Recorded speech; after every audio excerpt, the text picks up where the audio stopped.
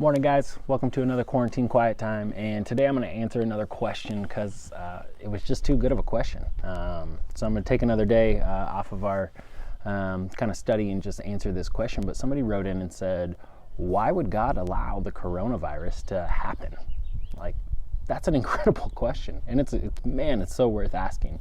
And while I don't know exactly why God allows the coronavirus, let's just look at like evil things in general, like people getting hurt, people being oppressed, people being taken advantage of, anything bad. Like, why does God allow anything bad to happen? And it's a huge question. It's the question that we get asked most in Christianity. And I'm just going to hit kind of two main points of it. The first is that God never says that bad things won't happen. In fact, the Bible states in a couple places where God says, no, life will be hard.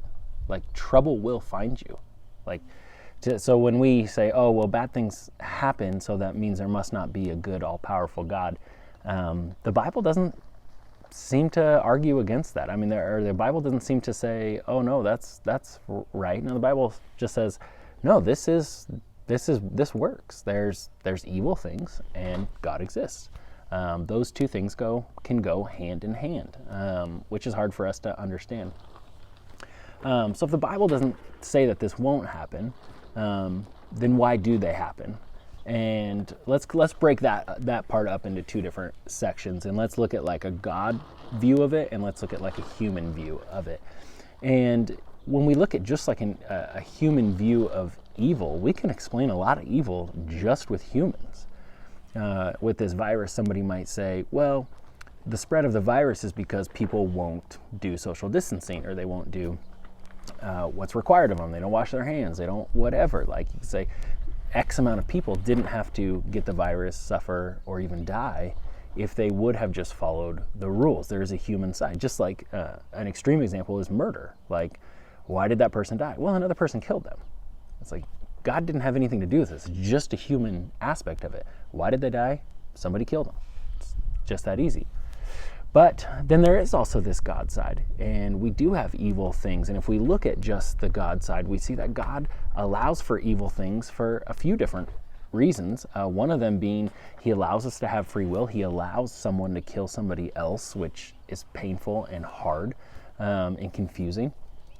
But he also will use different negative things to get people to turn towards him. It seems odd to me, but also not odd, that it's always in times of tragedy when most people discover God, or it's times when our nation actually hurts the most when more people turn back to church and turn to God. So he can actually use these things for his benefit. And to boil it all down, we have to say, hey, where does God draw the line? If we said we want him to get rid of all evil, we have to say, where does he draw the line? Is he just not allowed to have big global pandemics? Or is he just not allowed to have that and murder? Or does he go all the way down to where like we're not allowed to have an evil thought? If we have an evil thought, then we're considered bad or evil, and he's got to get rid of that too. But who decides where he draws the line? And God decided, hey, I'm not gonna draw the line because I want all of you to come in.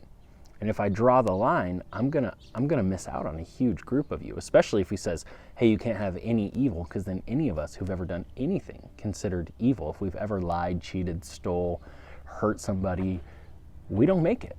We don't make the cut.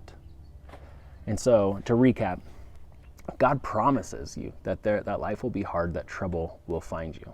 A lot of trouble comes from other people. And sometimes we want to blame God for that. In reality, it's somebody else that we need to blame.